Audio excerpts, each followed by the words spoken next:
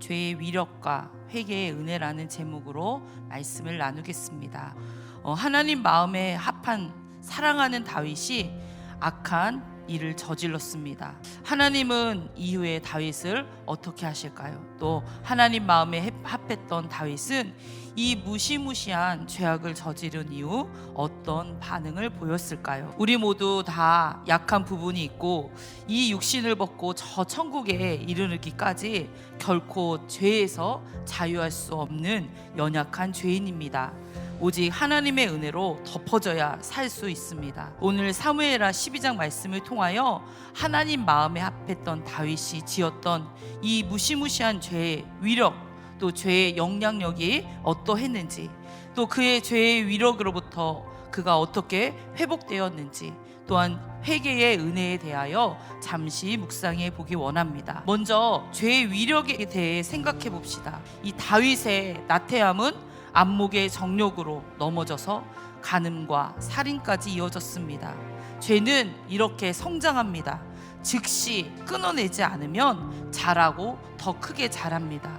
그리고 죄의 대가는 반드시 따라오게 됩니다. 또 죄는 거룩한 하나님과의 사이를 갈라놓죠. 하나님과의 교통이 막히게 됩니다. 죄는 하나님을 의식하지 않았을 때 짓게 됩니다. 죄의 기준은 다른 것이 아니라 바로 하나님이십니다.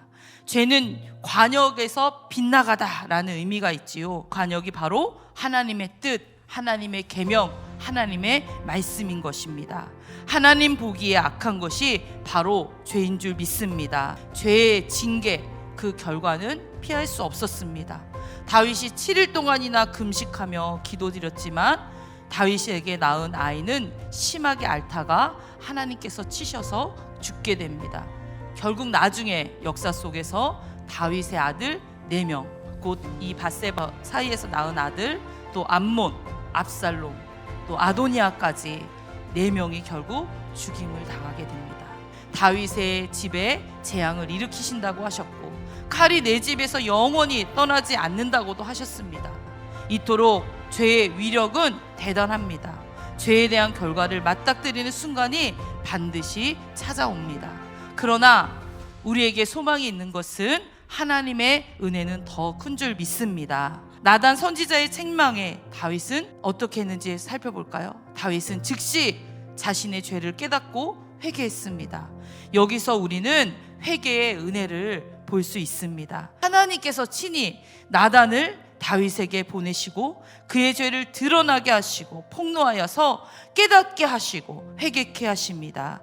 이것이 우리들에게 은혜임을 믿습니다. 다윗은 바로 내가 여호와께 죄를 범하였노라 라고 즉시 고백했습니다. 그리고 하나님께서는 그가 고백한 즉시 그의 죄를 사해 주셨습니다. 다윗은 즉시 회개했고 죄 사함을 받았습니다. 죄의 대가는 치러야 했지만 그 이후에 하나님의 사랑을 입은 자라는 여디디아의 이름을 입은 솔로몬을 하나님께서는 주셨습니다. 다윗의 끔찍한 범죄에도 불구하고 다윗은 회개의 은혜를 입었고 하나님께서는 신실하게 다윗에게 약속하신 다윗 왕권을 세워 가셨습니다. 다윗도 오직 은혜로 붙들린 사람인 것을 우리는 기억해야 할 줄 믿습니다. 하나님께서 우리의 죄를 깨닫게 하실 때 바로 회개하시기를 소망합니다.